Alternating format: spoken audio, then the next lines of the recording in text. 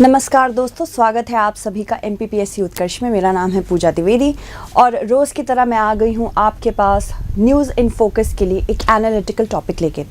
आज जिस टॉपिक के बारे में हम इन डेप्थ में चर्चा करने वाले हैं वो है नेटो यानी कि North Atlantic Treaty Organization. North Atlantic Treaty Organization ने रिसेंटली अपने फॉर्मेशन के 75 ईयर्स पूरे कर लिए हैं और क्वेश्चन अब बन रहा है क्या ये एक्सपैंड करता चला जाएगा। रिसेंटली इसने दो बहुत ही इम्पॉर्टेंट कंट्रीज़ स्वीडन और फिनलैंड को अपने मेंबर्स बनाए हैं, तो इसीलिए अब क्वेश्चन यहाँ पे और आ रहा है कि ईस्टर्न यूरोपियन और वेस्टर्न यूरोपियन सेक्टर में क्या ये कंटिन्यू करेगा एक्सपेंशन। कुछ चैलेंजेस भी हैं नेटो में, पर नेटो होता क्या है, इससे क्वेश्चन आ सकता है क्योंकि MPPSC भी काफ़ी करंट ओरिएंटेड हो रहा है। इसीलिए it is important that you understand it from the depth. ठीक है, तो जो हम आज समझेंगे वो है नेटो यानी कि नॉर्थ अटलांटिक ट्रीटी ऑर्गेनाइजेशन। ठीक है, इसमें आपको एक और चीज़ इन डेप्थ में समझनी होगी कि नॉर्थ अटलांटिक ट्रीटी ऑर्गेनाइजेशन का मतलब क्या ये है कि सिर्फ वही कंट्रीज़ इसका पार्ट बन सकती हैं जो नॉर्थ अटलांटिक के पास रहती हैं, नॉर्थ अटलांटिक ओशन के पास रहती हैं। ऐसे भी सवाल बन सकते हैं। स्पेसिफिकली जो बच्चे UPSC और MPPSC दोनों की तैयारी कर रहे हैं, ऐसे क्वेश्चन के लिए थोड़े से सावधान रहे। और हमें यहाँ ये समझना है ये ट्रीटी ऑर्गेनाइजेशन है, यानी कि ये एक संधि यानी कि Washington treaty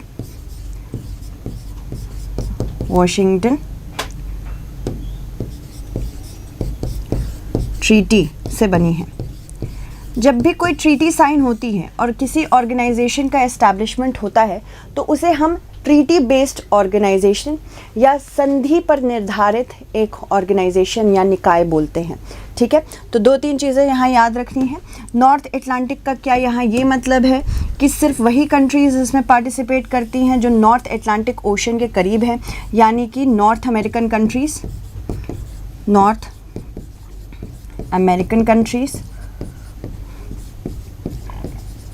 plus European countries.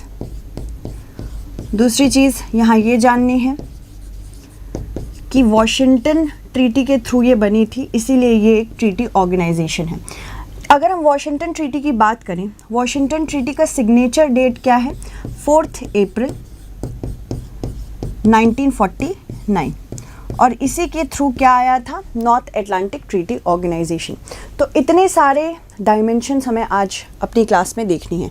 शुरू करते हैं North Atlantic Treaty Organization. North Atlantic Treaty Organization को अगर मैं सिंपल वर्ड्स में आपको बताना चाहूँ कि ये ऑर्गेनाइजेशन है क्या, सबसे पहला question, what is this organisation?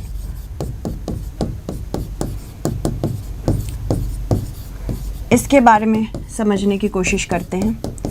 ये ऑर्गेनाइजेशन एक पॉलिटिकल और मिलिट्री ऑर्गेनाइजेशन है,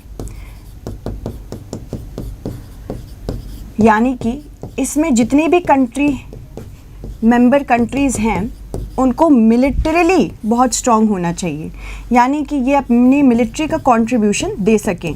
जब भी कोई आपदा आए या कोई भी ऐसा केस हो जिसमें वॉर लाइक सिचुएशन हो, तो हर कंट्री अपनी मिलिट्री देने के लिए तैयार हो। पहली चीज़ ये पॉलिटिकल भी है। पॉलिटिकल यानी कि ये लाइक माइंडेड कंट्रीज़ को लेके साथ में चलती है। स्पेसिफिकली ये चाहती है कि वर्ल्ड वाइड डेमोक्रेटिक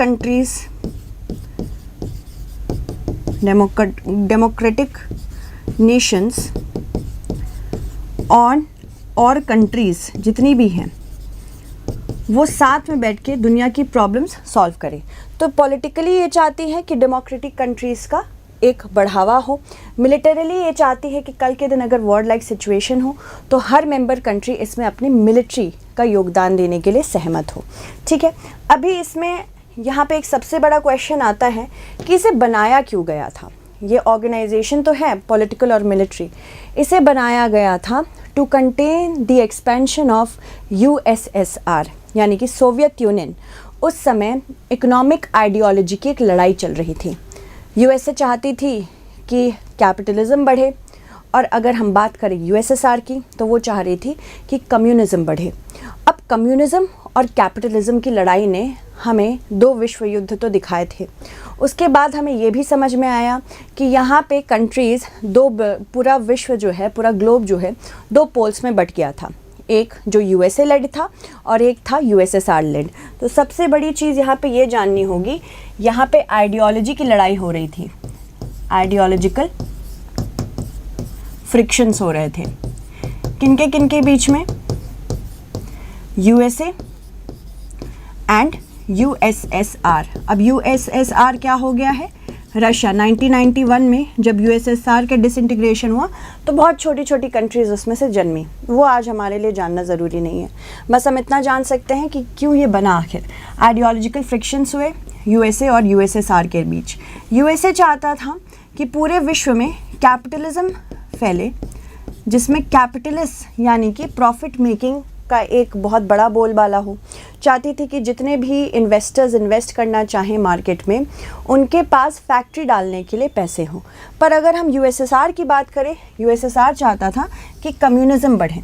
कम्युनिज्म यानी कि जो भी प्रॉपर्टी हो वो शेयर हो सबके बीच में, किसी एक क्लास के पास कंसंट्रेशन ऑफ प्रॉपर्टी ना हो।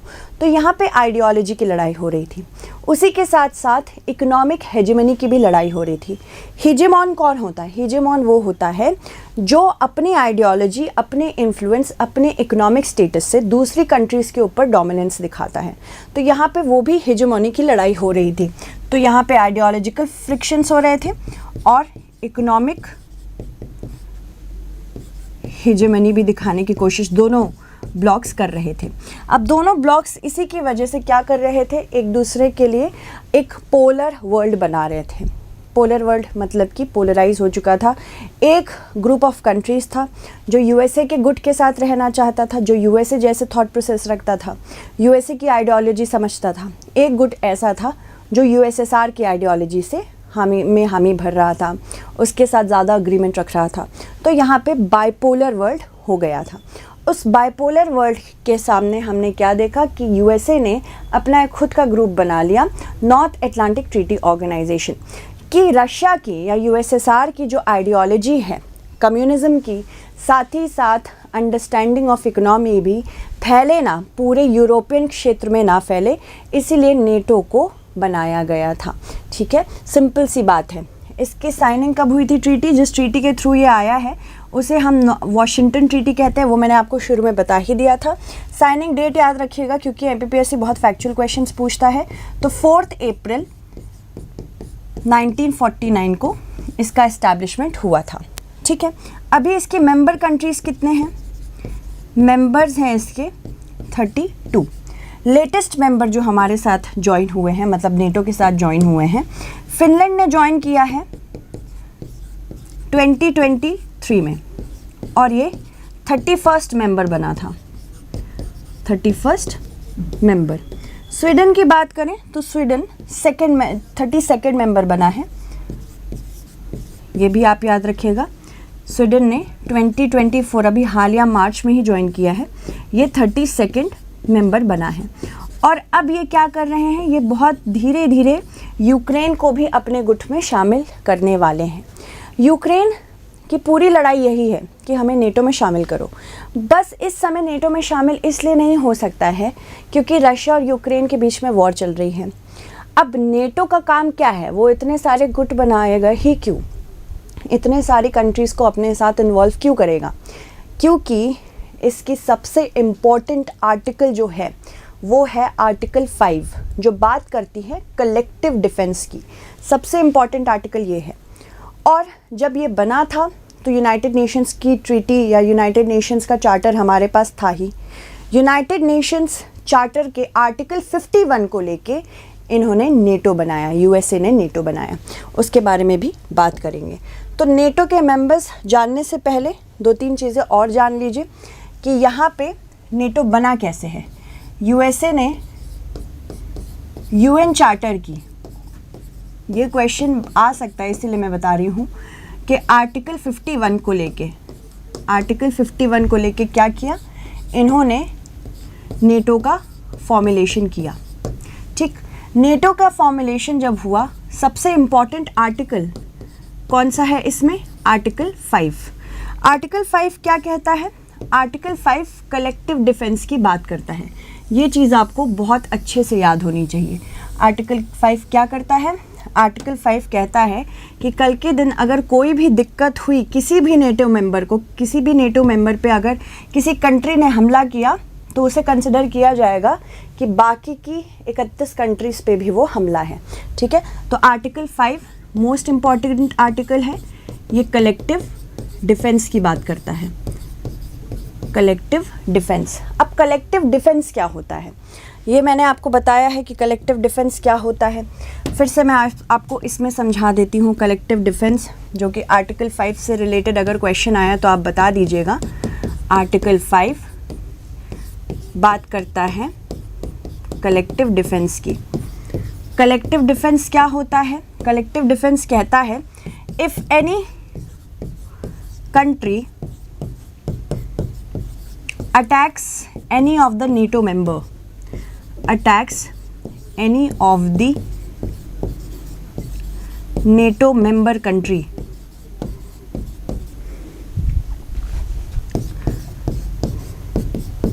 then it will be considered as an attack, then it will be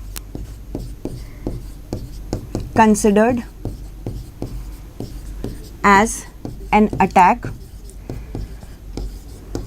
on all members of the NATO, on all members of NATO। यानी कि मान लो रशिया ने कल के दिन स्वीडन पे हमला किया, तो स्वीडन के पास अब एक बहुत बड़ा प्रोटेक्शन नेटो का है। ऐसा माना जाएगा कि स्वीडन नहीं, बाकी सारे 31 मेंबर्स के ऊपर भी रशिया ने अटैक किया है। अब इससे आर्टिकल 5 इन्वोक हो जाएगा।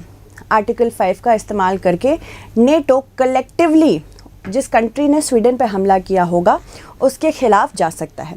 और आर्टिकल 5 जैसे कि मैंने बताया, यूएन चार्टर ने यूएन चार्टर का आर्टिकल 51 ये बोलता है कि पूरे विश्व में जो कंट्रीज़ हैं उनको कलेक्टिव डिफेंस के लिए कुछ भी करना पड़े वो कर सकते हैं। तो यूएन चार्टर याद रखिएगा 51 है। क्या आपको पता है आर्टिकल 5 सिर्फ और सिर्फ अभी तक एक बार ही इन्वोक हुआ है? अगर आप सोच सकें तो सोच लें। आर्टिकल 5 जिसे heart of the entire treaty कहा जाता है, it has been invoked only once. कब? 9/11 अटैक, जब अलकायदा ने वर्ल्ड ट्रेड सेंटर उड़ा दिया था। अलकायदा ने वर्ल्ड ट्रेड सेंटर में अपना प्लेन जाके कोलाइड कर दिया था। बहुत लोगों की मृत्यु हुई थी 9/11 2001 में। इससे ये यानी कि 11th of September 2001 ये कहा जाता है, उसकी डेट है 11th of September 2001। तो तब अलकायदा ने अपने प्लेन्स क्रैश कर दिए थे वर्ल्ड ट्रेड सेंटर यानी ट्विन टावर्स में। इसके अगेंस्ट आर्टिकल 5 को इन्वोक किया गया था और ये पहले और आखिरी बार है, जिसकी वजह से 20 साल की अफ़गानिस्तान वॉर चली थी। अफ़गानिस्तान वॉर इसलिए चली थी क्योंकि ऐसा माना जाता था बाय अमेरिकन्स कि अलकायदा ने ही अलकायदा जो तालिबान द्वारा संरक्षित है अफ़गानिस्तान में, उसने हमारे ऊपर अटैक किया, अब हम उसे बाहर निकाल के नस्तनाबूद कर देंगे। पर हमें पता है कि 20 इयर्स के बाद भी इस वॉर ने हमें कुछ दिया नहीं। इनफैक्ट कितने सारे लोग एम्पावरिस्ट हो गए और अभी तालिबान वहाँ एक ऐसी गवर्नमेंट है जो इलेक्टेड नहीं है, उसने पावर यूज़र्प की है। तो एग्जैक्टली वॉर का क्या फ़ायदा हुआ? कुछ दिख नहीं रहा है, कंटिन्यूसली नुकसान हो रहा है। इसीलिए नेटो का आर्टिकल 5 भी अब रेयरली इन्वोक होता है। यहाँ पे रशिया और यूक्रेन की यही लड़ाई थी। रशिया कह रहा है कि भाई बार बार मेरे नेबर में तो आने की ज़रूरत नहीं है, आप अगर मुझे कॉर्नर करेंगे तो मैं भी एक ऐसी ट्रीटी बनाऊंगा जिससे मैं आपको कॉर्नर कर सकता हूँ। वो उसने किया 1955 में। इसके रिटेलिएशन में वॉर्सो पैक्ट बना था। रशिया ने 1955 में वॉर्सो पैक्ट साइन किया था। वॉर्सो पैक्ट साइन करने से क्या हुआ? रशिया के साथ कुछ कंट्रीज़ मिलके social protection and military protection सीख करने लगी। पर वॉर्सो पैक्ट इतना ज़्यादा सक्सेसफुल नहीं हुआ, क्योंकि यहाँ पे कलेक्टिव डिफेंस एग्जैक्टली अप्लाई नहीं हो रहा है। यानी वॉर्सो पैक्ट किसी ने साइन किया है और अगर उसको प्रोटेक्शन लेनी है तो ये नहीं कह सकते कि वॉर्सो ट्रीटी की वजह से, वॉर्सो पैक्ट की वजह से कोई कंट्री अगर हम पे हमला करती है तो हम भी रिटेलिएशन में कुछ करेंगे। ये अप्लाई नहीं होता, बस यही एक प्रॉब्लम है। इसके हेडक्वार्टर से भी क्वेश्चन आ सकते हैं, यानी कि नेटो का हेडक्वार्टर कहाँ है। तो याद रखिएगा, नेटो का हेडक्वार्टर ब्रसेल्स में है। ठीक, ब्रसेल्स, बेल्जियम। ये भी क्वेश्चन पूछा जा सकता है। नेटो की 12 फाउंडिंग कंट्रीज़ थी, यानी कि जब नेटो बना था तो 12 कंट्रीज़ इसकी फाउंडर थी। एग्जैक्टली स्पेसिफिकली आपसे एमपीपीएससी पूछ सकता है कि 12 फाउंडिंग मेंबर्स कौन थे नेटो के। तो याद रखिएगा 12 फाउंडिंग मेंबर्स ऑफ नेटो। सबसे पहले बेल्जियम, फिर आता है आपका Canada, France, Iceland, Italy, Luxembourg, Netherlands, the Netherlands, Norway,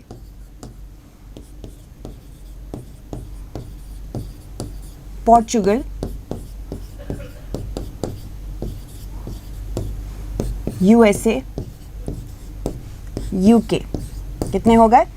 1 2 3 4 5 6 7 8 9 10 11। Belgium, Canada, France, Iceland, Italy, Luxembourg, Netherlands, Norway, Portugal, USA. अब आपको मुझे बताना है कमेंट सेक्शन में कि 12th कंट्री कौन सी है।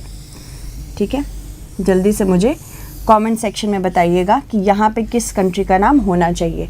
अब बीच बीच में मैं आपसे एक ऐसे क्वेश्चन पूछूंगी ताकि आप पार्टिसिपेट करें और आपको अच्छा लगे पार्टिसिपेशन के बाद। ठीक है, तो इतनी कंट्रीज़ ने फॉर्मुलेट किया। अब देखिए 1991 में जब सोवियत यूनियन का डिसइंटीग्रेशन हुआ, ठीक, कोल्ड वॉर के बाद सोवियत यूनियन की डिसइंटीग्रेशन से रशिया, मतलब सोवियत यूनियन टूटा, रशिया के साथ 15 कंट्रीज़ इंक्लूडिंग रशिया 15 कंट्रीज़ निकली। सोवियत यूनियन का डिसइंटीग्रेशन हुआ तो बेसिकली नेटो ने ये कर दिखाया। फिर 1999 में एक wave I, wave of new joinees. ऐसा माना जा रहा है कि सोवियत यूनियन के डिसइंटीग्रेशन के बाद 1999 के बाद एक वेव फिर से चली है जिसमें हम एक्सपैंड कर रहे हैं नेटो को। तो कौन कौन से नेटो के मेंबर्स हैं? Albania, Belgium, Bulgaria, Canada, Croatia, शेकिया, डेनमार्क, एस्टोनिया, फिनलैंड जो कि 2023 में पार्ट बना है, France, Germany, Greece, Hungary, Iceland और इटली तो फाउंडिंग मेंबर्स हैं, Latvia, Lithuania, Luxembourg, Montenegro, Netherlands, North Macedonia 2020 में ज्वाइन किया था इसने, फिर Norway, Poland, Portugal, Romania, Slovakia, Slovenia, Spain, Turkey, United Kingdom, USA. तो तुर्की भी एक मेंबर है, ये भी याद रखना है। नेटो प्लस, नेटो प्लस क्या है?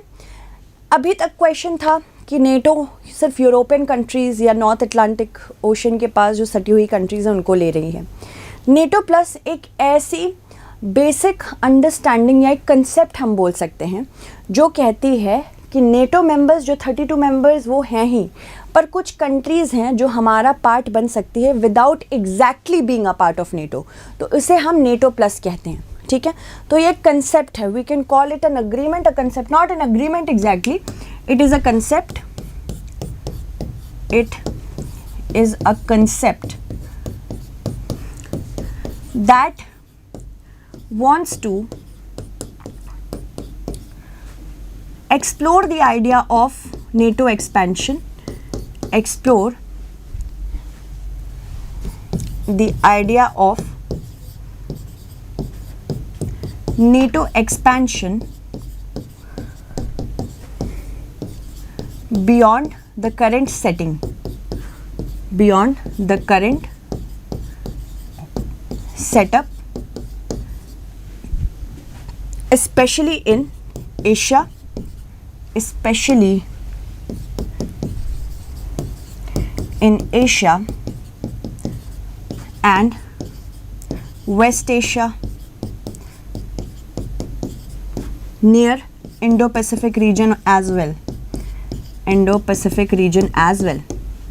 ठीक है, अब कौन कौन सी कंट्री है जो नेटो प्लस का पार्ट है ये भी देख लीजिए, क्योंकि ये क्वेश्चन आ सकता है। कौन कौन सी कंट्री हैं जो नेटो प्लस का पार्ट है? नेटो में तो 32 मेंबर्स हैं ही, प्लस इसमें हैं Japan, south Korea, New Zealand, Australia और इजराइल। ये कंट्रीज़ नेटो प्लस का पार्ट है। ये चाह रही हैं कि अगर एक्सपेंशन हो नेटो का, अगर एशिया में भी नेटो आना चाहे तो इन कंट्रीज़ के साथ पार्टनरशिप कर सकता है। यूएसए ने तो करी है इन कंट्रीज़ के साथ पार्टनरशिप, स्पेसिफिकली चाइना को कंटेन करने के लिए। तो नेटो प्लस का ये कंसेप्ट है। अबाउट इंडिया, इंडिया के एक्सटर्नल अफेयर्स मिनिस्टर ने ये डिनाई कर दिया है कि इंडिया कभी भी इसका पार्ट नहीं बनेगा। क्यों? इंडिया क्योंकि नॉन अलाइंड मूवमेंट फॉलो करता है। इंडिया जानता है कि किसी भी कंट्री के साथ अगर गुट में हम जुड़ गए तो हमारी जो समझ है, हमारा जो पहली बात तो इंटरनल डिसीजन जो हम ले लेते हैं वो कहीं ना कहीं प्रभावित होगा। हमें नेटो प्लस के दबाव में रहना पड़ेगा कि भाई अगर तुम्हें कंट्री के लिए डिसीजन लेना है तो हमेशा नेटो प्लस की निगाहों से सोच के लेना पड़ेगा। तो इंडिया कभी अपनी सॉवरेनिटी नहीं जाने देगा, पहली चीज़ ये। दूसरी चीज़, जो हमारी पोजीशन है पूरे विश्व स्तर पर, हमने दिखा दिया है कि न्यूट्रल रहने के बावजूद हम तब भी बाकी कंट्रीज़ के साथ अपना कोऑर्डिनेशन बना सकते हैं। इसमें सबसे बड़ा एग्जाम्पल रशिया यूक्रेन वॉर है। बहुत बार इंडिया पे प्रेशर आया कि रशिया को आप ओपनली डिक्लेयर करिए कि ये गलत कर रहा है, ओपनली इसको कंडेम करिए, कड़ी निंदा करिए इसकी। इंडिया ने कभी रशिया के खिलाफ कोई कड़ी निंदा नहीं की। इंडिया ने हमेशा कहा है कि कुछ भी डिप्लोमेटिकली सॉल्व होना है तो वो बायलैटरल होना चाहिए। ह्यूमैनिटेरियन असिस्टेंस को अटमोस्ट प्रायोरिटी मिलनी चाहिए। इंडिया ने रशिया के साथ संबंध अच्छे रखे, यूएसए के साथ भी संबंध अच्छे दिखाए हैं। तो इंडिया अपनी न्यूट्रल पोजीशन को कभी कॉम्प्रोमाइज़ नहीं करेगा। इसीलिए India can never be a part of NATO plus. India can never be a part of NATO plus। ये किसने कहा है? ये एक्सटर्नल अफेयर्स मिनिस्टर ने कहा है, डॉक्टर जयशंकर ने। ठीक है, तो ये चीज़ आपको ध्यान में होनी चाहिए। पर कुछ चैलेंजेस हैं। अगर हम चैलेंजेस की बात करें तो अनेक चैलेंजेस हैं। सबसे पहली बात तो नेटो का रेलेवेंस 2020 में इमैनुअल मैक्रोन ने कह दिया था, it was in 2020 only when NATO was called obsolete, यानी कि ऐसा कहा गया था कि नेटो ब्रेन डेड हो चुका है। ये फ्रेंच प्रेसिडेंट ने कहा था, क्योंकि इसका कोई रेलेवेंस नहीं है, ऐसा तब बोला गया था। अब आज रशिया के इन्वेजन ऑफ यूक्रेन के बाद ये समझ में आया कि कहीं ना कहीं नेटो अपना रेलेवेंस बनाने के लिए ओवरली अग्रेसिव होता है। तो नेटो इज सीन एज अग्रेसर, इसको अग्रेसर के रूप में देख रहे हैं। बिकॉज टू रिमेन रेलेवेंट, ये रेलेवेंट रहने के लिए इंस्टिगेट करता है छोटी कंट्रीज को। It इंस्टिगेट्स other countries against Russia. सबसे बड़ी प्रॉब्लम तो ये है। दूसरी चीज़, ये चाहता है, इसने कमिटमेंट मांगी है हर कंट्री से, जितने भी इसके मेंबर कंट्रीज़ हैं, कि 2% ऑफ द जीडीपी आप मिलिट्री में स्पेंड करेंगे। 2023 में 31 मेंबर्स थे तब जब फिनलैंड ने ज्वाइन नहीं किया था, स्वीडन ने ज्वाइन नहीं किया था, तब की बात करते हैं। तो 2023 में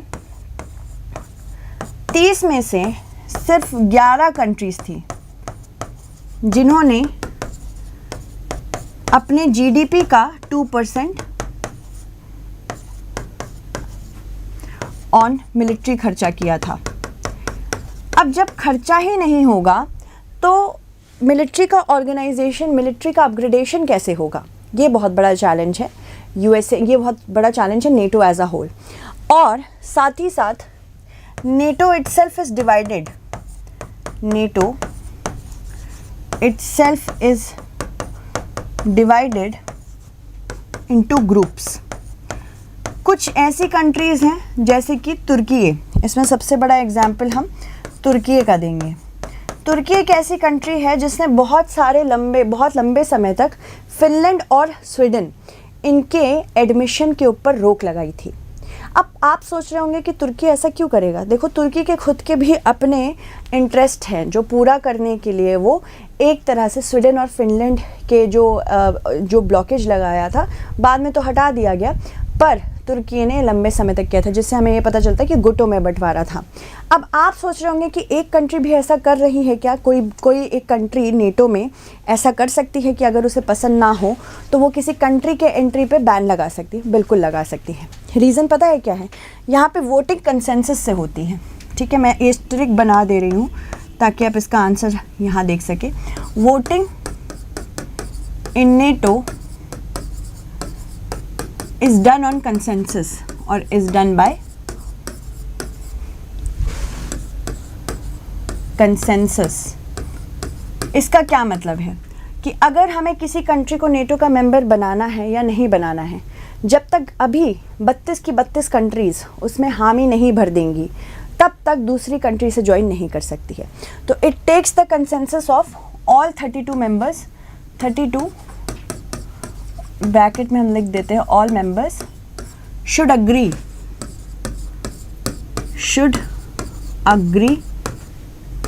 टू एनी प्रपोजल। ठीक है, ताकि वो आगे बढ़ सके। तो यहाँ पे ये भी एक बहुत बड़ा चैलेंज आता है कि इतनी सारी कंट्रीज़ हैं, उसमें से एक भी कंट्री अगर बोल दे कि भाई आप ये काम नहीं कर सकते, तो वो पूरा का पूरा रेजोल्यूशन ही ख़राब हो जाता है। तो इतनी प्रॉब्लम्स हैं, चैलेंजेस हैं नेटो को लेके। अब क्वेश्चन देख लीजिए, हु इज़ द न्यूएस्ट या latest member of NATO? Sweden, Canada, Denmark, France. अब मुझे आप इसका सही आंसर बताइएगा, ठीक है, कमेंट सेक्शन में। और जैसे ही आप कमेंट सेक्शन में इसका आंसर करिएगा, एक कमेंट और चेक कर लीजिएगा जो आपको आंसर बताएगा उस कमेंट सेक्शन में। ठीक है, तो इसी के साथ आज की क्लास ओवर करते हैं। जल्दी मिलते हैं नेक्स्ट सेशन के साथ। Thank you so much.